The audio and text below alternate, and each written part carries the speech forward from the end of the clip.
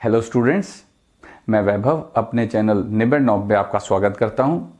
ये channel 10th, 11th और 12th class के मैथ्स सब्जेक्ट के लिए डेडिकेटेड है। अगर आपको मेरा काम पसंद आए तो प्लीज़ वीडियोस को शेयर कीजिए, क्योंकि मेरा मोट्टो ही है क्वालिटी एजुकेशन सबका अधिकार। और अगर आप पूरा सिलेबस कवर करना चाहते हैं तो आप मेरे चैनल को सब्सक्राइब करके प्लेलिस्ट में जाके चैप्टर वाइज, क्लास वाइज सारे वीडियोस की प्लेलिस्ट चेक कर सकते हैं। और अब तो आप निबड़ नॉब को इंस्टाग्राम पे भी फॉलो कर सकते हैं। तो चलिए आज का लेक्चर शुरू करें। स्टूडेंट्स, आज हम एमसीक्यू करेंगे chapter complex number and quadratic equations और परमुटेशंस एंड कॉम्बिनेशंस के। तो पहला क्वेश्चन है value of iota power 9, iota power 10, iota power 11 इनको प्लस किया हुआ है इज इक्वल टू। तो इसको हम सॉल्व करने की कोशिश करते हैं। देखो, हमें एक बात पता होनी चाहिए कि आयोटा है क्या। आयोटा है -1 का स्क्वायर रूट। तो आयोटा स्क्वायर क्या हो गया? -1 दोनों तरफ का स्क्वायर हो गया। उसके बाद आयोटा पावर 4 कितनी हो गई? 1, क्योंकि हमने दोनों तरफ का स्क्वायर कर दिया। अब एक बात और करते हैं हम, चलो। आयोटा क्यूब क्या है? आयोटा स्क्वायर इंटू आयोटा, और आयोटा स्क्वायर कितना होता है? -1 इंटू आयोटा, तो ये हो गया माइनस आयोटा। तो अब हमें 3 बेसिक पावर्स पता है। आयोटा -1 का square root, iota square -1, iota cube minus iota, और iota power 4 is equal to 1। तो कोई भी पावर आयोटा की अगर सॉल्व करनी है, जैसे आयोटा पावर 30 ये सॉल्व करनी है कि ये कितनी होगी, तो हमें क्या करना है? पहले 30 को 4 से डिवाइड करना है, क्योंकि आयोटा पावर 4 जो है वो 1 के बराबर होता है। तो 4 7 दा 28 और 2 आ गया रिमाइंडर। तो हम आयोटा पावर 30 को लिख सकते हैं आयोटा पावर 4 इंटू 7 प्लस 2, और ये 2 पावर्स हैं, एक ये पावर प्लस दूसरी ये पावर। तो इसको हमने लिखा iota power 4 into 7 into iota square, क्योंकि हम सर्ड्स का एक रूल जानते हैं स्टूडेंट्स कि x power m into x power n is equal to x power m plus n। तो पावर्स अगर प्लस में हो तो बेसिस, एक बेस को 2 बेसिस में अलग अलग बना के मल्टीप्लाई में अलग अलग पावर, ये रिवर्स प्रोसेस में किया जा सकता है। तो हमने यही किया। देखो, प्लस में थी ये दोनों पावर्स, इनको अलग कर दिया। अब एक और सर्ड का रूल हम अप्लाई करेंगे कि x पावर m ब्रैकेट के ऊपर n होता है x पावर mn। अगर ब्रैकेट के अंदर बाहर पावर्स हो तो वो एक्चुअली मल्टीप्लाई हो जाती हैं। तो यहां पे मैं रिवर्स प्रोसेस करूंगा कि यहां पे क्या है, आपस में मल्टीप्लाई में पावर है, तो मैं इसको ऐसे लिख सकता हूं इंटू आयोटा स्क्वायर। तो आयोटा पावर 4 कितना था? देखो, ये तो 1 था, तो 1 की जितनी मर्जी पावर हो वो 1 ही रहेगा। और आयोटा स्क्वायर तुम जानते हो क्या है? -1। तो ये 1 इंटू -1 यानी कि -1। तो iota power 30 is actually equal to -1। तो इस तरह से कोई भी पावर तुम सॉल्व कर सकते हो। तो आओ अब हम देखते हैं कि हमारा जो क्वेश्चन था वो था iota power 9 plus iota power 10 plus iota power 11। इसको कैसे सॉल्व करेंगे? इसको हमने लिखा 4 से डिवाइड किया, तो iota 4 into 2 plus 1 plus iota 4 into 2 plus 2 plus iota 4 into 2 plus 3। तो जो शॉर्टकट है वो मैं बताना चाहूंगा कि यहां से सिर्फ तुम ये 4 इंटू गायब कर दो, यही चीज हो जाएगी। देखो, ये तो 1 के बराबर हो गया ना। तो अगर हम इसको यहां से गायब कर देते तो आयोटा स्क्वायर ही बचना था, तो यहां आयोटा स्क्वायर ही रह गया था। हमने ये जो वैल्यू बनी है आयोटा स्क्वायर की बनी, तो ये बना iota plus iota square plus iota cube. तो आयोटा ये -1 और ये minus iota, iota square -1, iota cube minus iota, तो आयोटा माइनस आयोटा कैंसल, आ गया -1। तो इसका आंसर है -1। एक बार फिर समझा देता हूं। देखो, इस तरह से तो प्रोसेस करना है सारा एक्चुअल प्रोसेस, लेकिन एमसीक्यू में क्योंकि हमें शॉर्टकट पता होना चाहिए, तो शॉर्टकट ये है कि 4 इंटू जो भी आया उसको गायब कर दो, उसको नहीं लिखना है। जो बाकी रिमाइंडर बचा ना, वही पावर रह जाती है। यहां भी यही हुआ है, जो रिमाइंडर बचा वही पावर रह गई और वही आंसर आया। ये 4 इंटू 7 तो अगर हम यहीं पे गायब कर देते तो भी बात बन जाती। तो हमारा आंसर आ गया -1। अब देखें जरा यहां पे कौन सा ऑप्शन है, ये देखो, C part is our answer. Question number 2, value of -25 square root into -36 square root is. तो इसको सॉल्व करें। -25 स्क्वायर रूट और -36 स्क्वायर रूट, यानी 5 आयोटा इंटू 6 आयोटा, क्योंकि 25 का स्क्वायर रूट तो 5 है और माइनस का स्क्वायर रूट आयोटा, तो ये क्या बन गया 30 आयोटा स्क्वायर, यानी 30 इंटू -1 मीन्स -30। तो आंसर इज -30। तो यहां देखो हमारे पास कौन सा आंसर है, -30 is D option. Question number 3, if z is equal to 3 -2 iota then z conjugate is equal to. Conjugate मतलब एक छोटा सा बार लगाकर हम कॉन्जुगेट बना देते हैं। तो कॉन्जुगेट में स्टूडेंट सिर्फ इमेजिनरी पार्ट का साइन चेंज होता है। 3 एज इट इज रहेगा, -2 की जगह +2 हो जाएगा। तो ये ए पार्ट में ही हमें दिखाई दे रहा है आंसर। -3 + 2 आयोटा नहीं होगा, क्योंकि रियल जो पार्ट है उसका साइन चेंज नहीं होता, वो एज इट इज रहता है। तो -3 वाला तो हो ही नहीं सकता, और 3 - 2 आयोटा तो सेम ही है हमारा ये कॉम्प्लेक्स नंबर। तो ए इज द आंसर। अब question number 4, if x plus iota y is equal to 1/√3 - 2 iota then y is equal to. अब यहां y का पता लगाने के लिए, यानी इस कॉम्प्लेक्स नंबर का इमेजिनरी पार्ट पता लगाने के लिए इसको स्टैंडर्ड फॉर्म में लेके आना होगा, और स्टैंडर्ड फॉर्म है x plus iota y।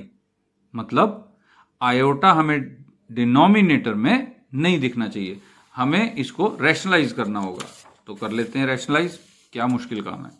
1/√3 - 2 iota को हमने रैशनलाइज किया, √3 + 2 आयोटा, √3 + 2 आयोटा। तो √3 + 2 आयोटा तो आ गया हमारा न्यूमिरेटर। अब देखो a - b into a + b, अगर तुम्हें फॉर्मूला याद हो, a - b into a + b क्या होता है, a² - b², यानी दोनों का अलग अलग स्क्वायर करना है। तो √3² - 2 आयोटा का स्क्वायर, तो ये हो जाएगा √3 + 2 आयोटा अपॉन 3 - 4 आयोटा स्क्वायर। तो √3 + 2 आयोटा अपॉन 3 + 4 हो जाएगा ये, क्योंकि आयोटा स्क्वायर -1 है, तो -4 इंटू -1 कितना, +4। तो √3/7 + 2/7 आयोटा, और ये किसके बराबर है, x प्लस आयोटा y के। तो देखो अब y की वैल्यू क्या हो गई, 2/7। तो यहां पे आंसर कितना है, 2/7 इज बी पार्ट। अब question number 5, if z is equal to 3 - 4 iota then mod z या magnitude of this complex number is. Again very easy question. देखो मॉडुलस किसी भी कॉम्प्लेक्स नंबर का क्या होता है, अगर x प्लस आयोटा y है तो मैग्नीट्यूड या मॉडुलस होता है x² + y² √। तो हमारे पास यहां पे z कितना है, यहां पर है 3 - 4 आयोटा। तो z modulus is 9 + 16 square root, यानी कि स्क्वायर रूट ऑफ 25 मीन्स 5। 3 का भी स्क्वायर कर दिया, प्लस लगाया, 4 का भी स्क्वायर कर दिया, या -4 का भी स्क्वायर कर दिया, तो 16 ही आएगा। यहां पे माइनस हो प्लस हो, यहां पे हमेशा प्लस रहता है, ये याद रखना। तो हमारे पास देखें 5 कौन सा ऑप्शन बन रहा है, 5 इज बी ऑप्शन। अब क्वेश्चन नंबर 6, एम्पलीट्यूड और argument of z is equal to 1 + iota is. तो क्वेश्चन हमारा है आर्गुमेंट के बारे में। आर्गुमेंट या एम्पलीट्यूड एक ही बात है। z is equal to 1 plus iota. तो पहले हम फॉर्मूले की बात कर लेते हैं।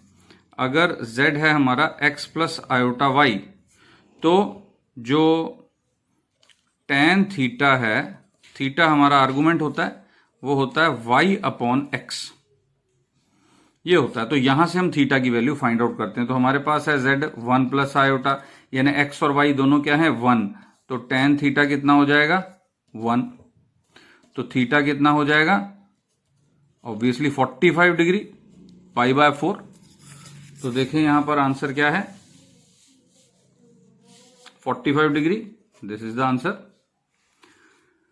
अब आ जाते हैं क्वेश्चन नंबर 7 पर। If z is equal to 1 minus iota upon 1 plus iota, then real part of z is equal to real part of z।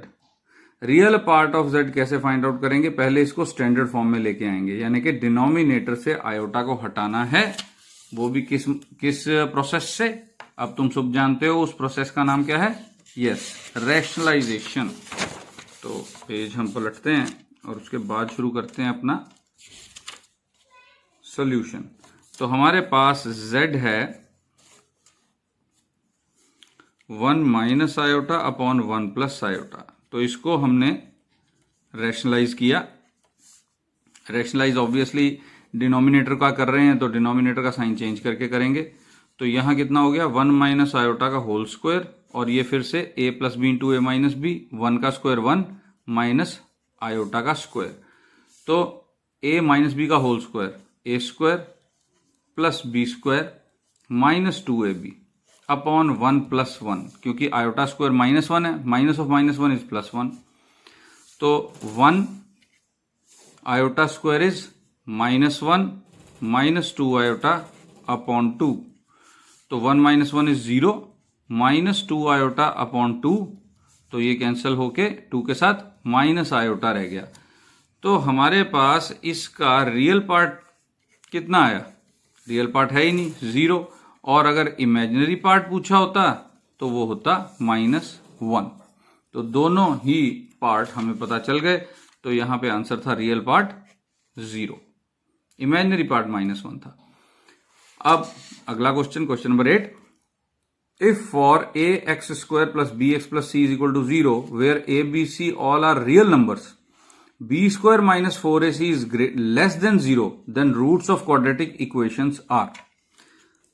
Very easy question, तुम्हें 10th क्लास में भी कराया गया था कि डिस्क्रिमिनेंट, ये डिस्क्रिमिनेंट है, तो डिस्क्रिमिनेंट जब 0 के बराबर होता है तो रियल रूट्स होते हैं लेकिन इक्वल होते हैं। जब 0 से बड़ा होता है तो रियल होते हैं, अनइक्वल होते हैं। और अगर ये 0 से छोटा हो तो 10th क्लास तक तुम लिखते थे नो रूट्स या नो रियल रूट्स। लेकिन अब हम जानते हैं कि माइनस का स्क्वायर रूट किया जा सकता है, इसलिए कॉम्प्लेक्स कॉन्जुगेट ही आंसर आएगा।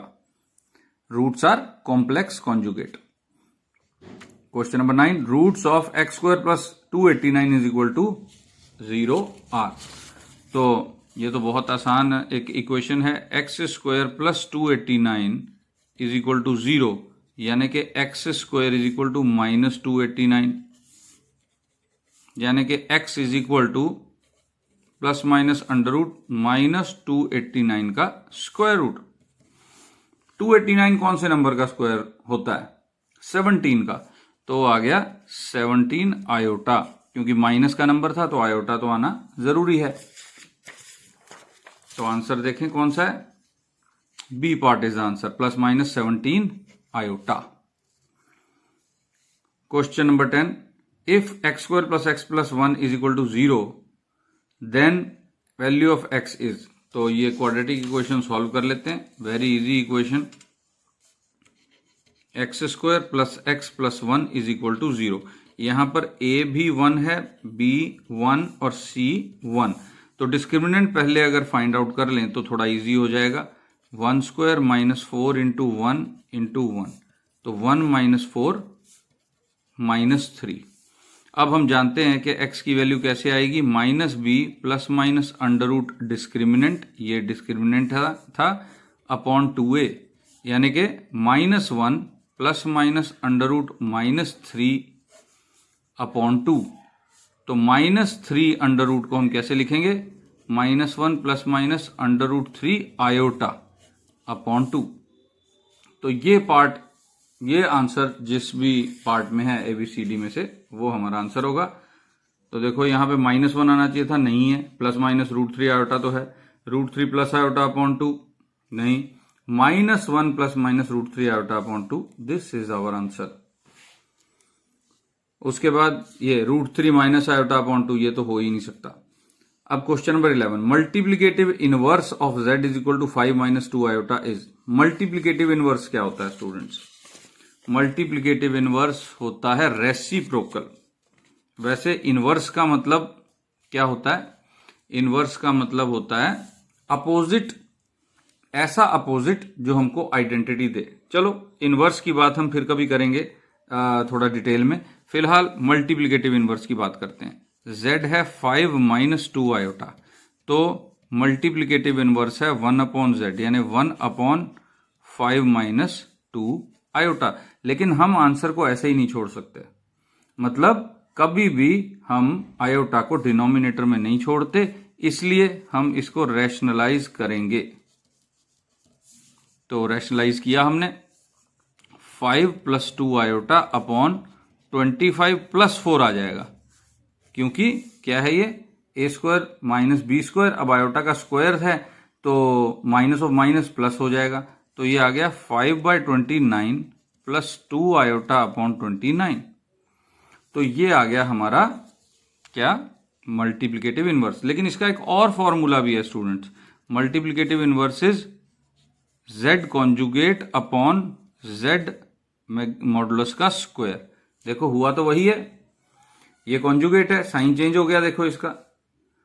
और अगर हम इसका मॉडुलस निकालेंगे तो क्या आएगा, 25 plus 4 square root.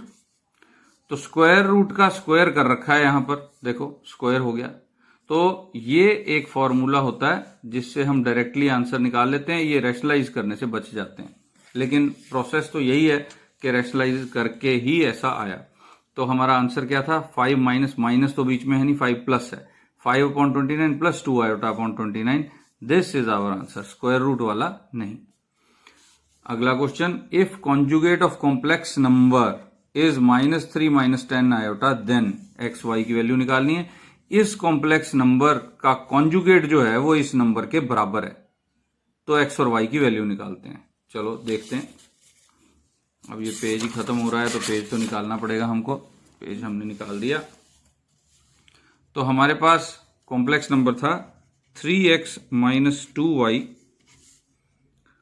Plus iota 7x plus y।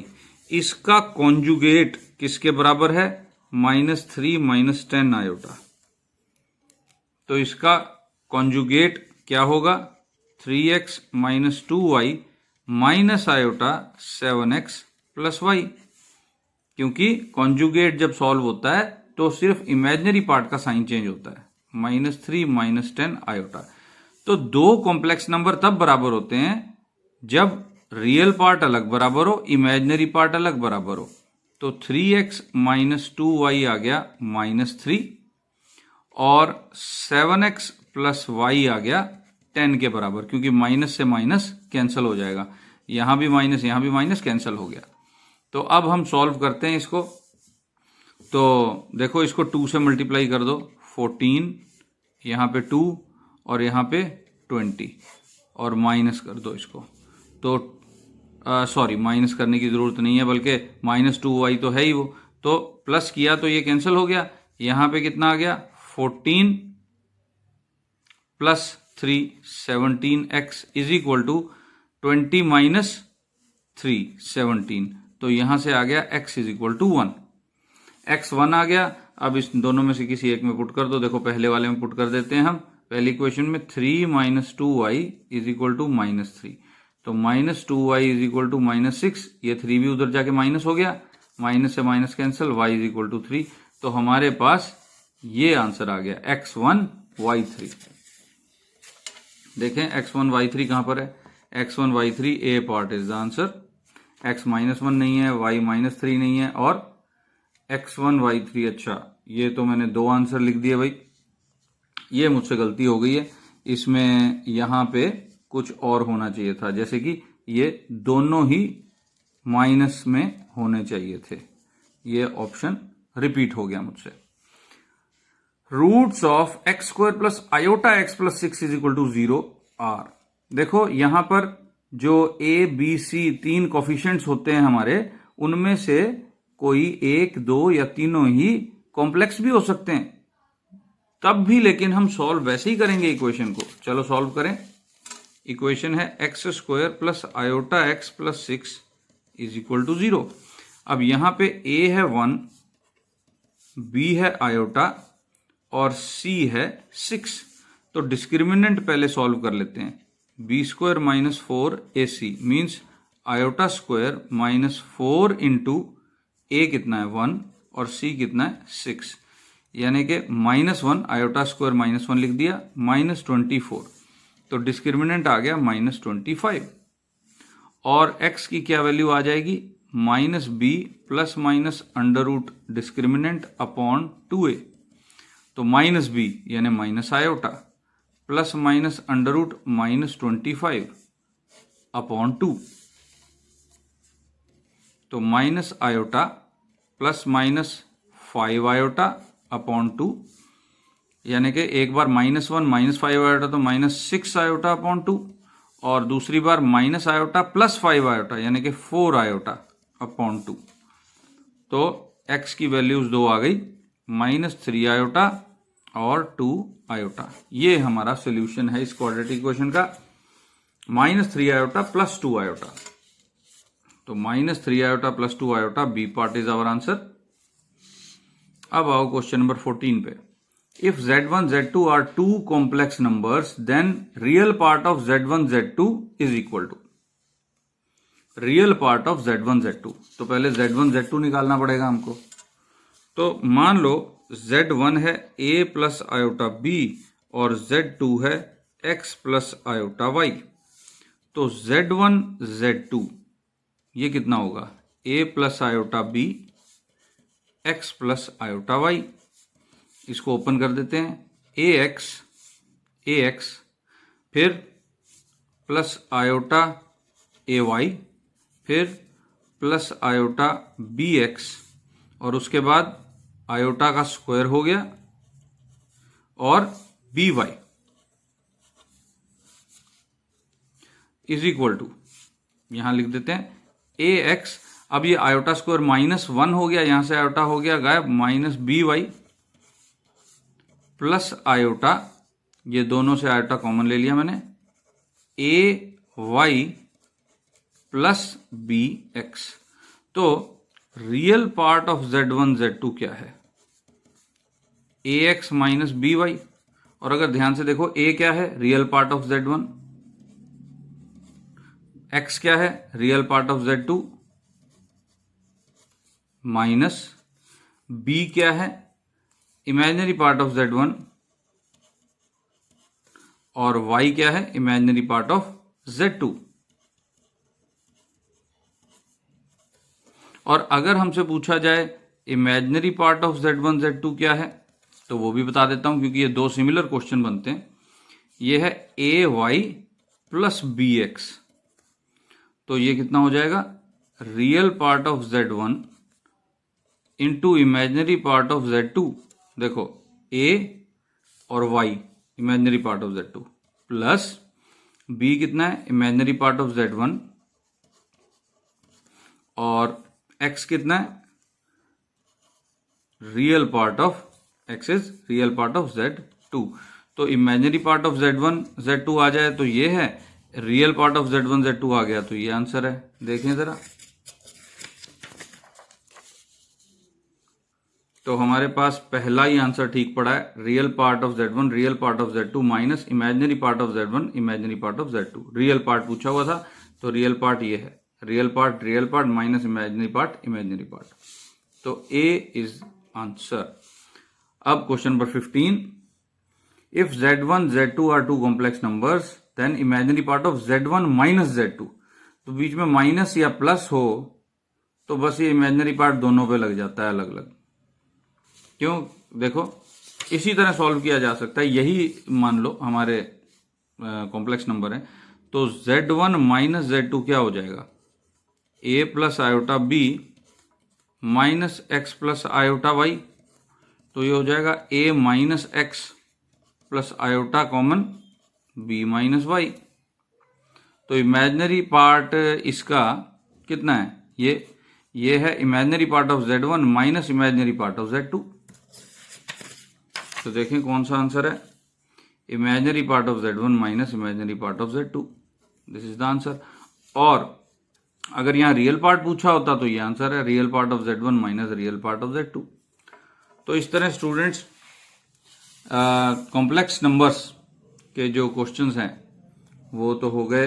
अब जितने मैंने सोचे थे इस वीडियो में देखने के लिए हो गए। अब हम शुरू करते हैं परमुटेशन एंड कॉम्बिनेशन के क्वेश्चन, एमसीक्यूज कुछ।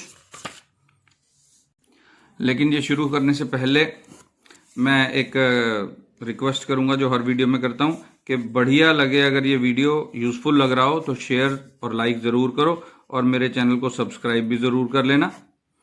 और इस वीडियो को 1 to 5 के स्केल पर रेटिंग जरूर देना। अगर ये वीडियो बहुत अच्छा लगे तो 5, वरना 4, 3, 2, और अगर बिल्कुल अच्छा ना लगे तो 1 रेटिंग भी दे सकते हो।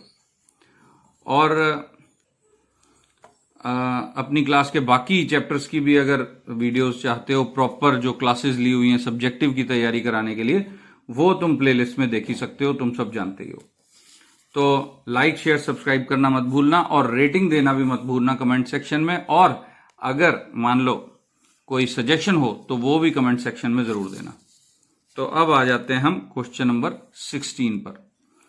ये परमुटेशन कॉम्बिनेशन का कुछ हिस्सा, कुछ 10 क्वेश्चन मैंने बनाए हैं। Number of arrangements of word Delhi which start with H R. अब देखो एच जो है, ये सारे के सारे जो लेटर्स हैं ये रिपीट नहीं हो रहे इसके अंदर। तो कितने लेटर्स हैं, 1 2 3 4 5 लेटर्स का ये वर्ड है। और एच स्टार्ट में आ गया, यानी कि एक तो हो गया फिक्स, बाकी कितने रह गए, 1 2 3 4। तो 4 लेटर्स को ही हमने जंबल अप करना है, तो बहुत ईजी है, 4 आयोटा। 4 आइटम्स को जब हमने अलग अलग अरेंजमेंट्स में लगाना हो तो बड़ा सिंपल है, 4 आयोटा। अगर 5 आइटम्स को अलग अलग अरेंजमेंट में लगाना हो तो 5 आयोटा। अगर स्टार्ट विद एच ना होता तो हम 5 आयोटा लिखते। Question number 17, if C12R is equal to C12M then. अब ये C12R कॉम्बिनेशन का ये कोफिशिएंट है। तो कॉम्बिनेशन का कोफिशिएंट 2 अलग अलग R और M के लिए, और ऊपर वाला नंबर एक ही है 12। ये तभी हो सकता है जब R और M का सम 12 हो। तो देखो R plus M is equal to 12, ऐसे हो तभी ये दोनों बराबर हो सकते हैं, अदरवाइज नहीं होते। कैसे, देखो हम एग्जाम्पल से समझने की कोशिश करते हैं। 12C3 कैलकुलेट करेंगे तो 12 फैक्टोरियल, 3 फैक्टोरियल, और 12 माइनस 3 फैक्टोरियल यानी कि 9 फैक्टोरियल। और 12C9 अगर कैलकुलेट करें तो 12 फैक्टोरियल, 9 फैक्टोरियल, 12 माइनस 9 फैक्टोरियल यानी 3 फैक्टोरियल। तो देखो ये दोनों नंबर तो सेम है। ये नंबर सेम क्यों आए, क्योंकि इन दो नंबरों का जो सम है वो 12 के बराबर है। तो हमेशा ही 12CR is equal to 12CM तभी पॉसिबल है when R plus M is equal to 12 हो। या हम ऐसा कहते हैं कि NCR is equal to NCM if R plus M is equal to N। नीचे वाले नंबरों का जोड़ ऊपर वाले के बराबर हो। चलो अगला क्वेश्चन देखें। ये परमुटेशन का कोफिशिएंट है। 18th question, value of P12 is. तो इसका क्या फॉर्मूला है, वेरी सिंपल, 12P0 ये होगा 12 factorial divided by 12 minus 0 factorial. क्यों, क्योंकि NPR का फॉर्मूला होता है N factorial N minus R factorial. तो ये तो 12 फैक्टोरियल अपॉन 12 फैक्टोरियल बन गया, तो 1 आएगा। तो नीचे अगर 0 आ जाए सेकंड नंबर अगर यहां पे इस नोटेशन में अगर सेकंड नंबर 0 हो तो answer is 1। Value of C1616 यानी कि NCR में नीचे वाला नंबर ऊपर वाले नंबर के बराबर हो तो आंसर 1 आता है हमेशा। कैसे देखें जरा, 16C16 का मतलब है 16 फैक्टोरियल 16 फैक्टोरियल 0 फैक्टोरियल, क्योंकि 16 माइनस 16 0 है, तो ये तो कैंसिल होके 1 आ गया, और 0 फैक्टोरियल भी 1 होता है, तो ये 1 हो जाता है। अब आ जाते हैं question number 20। Number of different signals which can be generated using 5 different flags taking all at a time is, कितने सिग्नल 5 डिफरेंट फ्लैग्स को यूज करके किया जा सकता है? तो वो 5 फैक्टोरियल है स्टूडेंट्स, क्योंकि 5 आइटम्स को हम अरेंजमेंट में लगा रहे हैं अलग अलग, तो 5 factorial means 120। 4 factorial plus 3 factorial is equal to, it is never 7 factorial. 4 factorial और 3 फैक्टोरियल 7 फैक्टोरियल नहीं होता प्लस करें तो 4 फैक्टोरियल होता है 24 और 3 फैक्टोरियल होता है 6। 24 प्लस 6 30। उसके बाद question number 22। Number of diagonals in a regular octagon are, किसी भी पॉलीगन में कितने डायगोनल होते हैं? अगर n साइडेड पॉलीगन है तो डायगोनल होते हैं NC2 माइनस n, ये फॉर्मूला होता है नंबर ऑफ डायगोनल्स का। अब यहां पे ऑक्टागन है यानी 8C2 माइनस 8, तो 8C2 कितना होगा? 8 फैक्टोरियल 2 फैक्टोरियल 6 फैक्टोरियल माइनस 8, तो यानी कि हो गया 8 इंटू 7, 6 फैक्टोरियल इसके साथ कैंसिल हो जाएगा, अपॉन 2 माइनस 8, ये हो गया 4, तो 28 माइनस 8 यानी कि 20, तो आंसर आ गया हमारा 20। Question number 23। Number of teams of 7 players each which can be selected from 9 players are, तो 7 प्लेयर्स की टीम बनानी है और 9 प्लेयर्स में से हमने चुनने हैं, तो वेरी इजी, देखो कॉम्बिनेशन का फॉर्मूला है 9C7, तो 9 फैक्टोरियल 7 फैक्टोरियल 2 फैक्टोरियल, यानी 9 इंटू 8 इंटू 7 फैक्टोरियल, 7 फैक्टोरियल और 2 फैक्टोरियल की वैल्यू 2, तो 7 फैक्टोरियल कैंसिल, ये कैंसिल हुआ 4 से, तो 9 4 द 36, तो ऐसी 36 टीम्स तैयार हो सकती हैं, जो कि है आंसर डी। फिर question number 24। Total number of ways in which ways can be written are, ways यानी 1 2 3 4 हमारे पास लेटर्स हैं जिनको जंबल अप करके लिखना है, तो बहुत आसान है, 4 फैक्टोरियल और 4 फैक्टोरियल होता है 24। अब आ जाओ क्वेश्चन नंबर 25 पर। Which of the following is true, इनमें से कौन सा ट्रू है? ये कॉम्बिनेशन और परमुटेशन के कोफिशिएंट्स के आपस में रिलेशन है, तो देखें जरा, देखो NPR होता है n factorial upon n minus r factorial, और NCR होता है n factorial r factorial n minus r factorial. तो इसमें और इसमें क्या फर्क नजर आ रहा है? देखो NCR में 1 अपॉन r फैक्टोरियल अगर ये अलग कर दें तो ये क्या बन गया?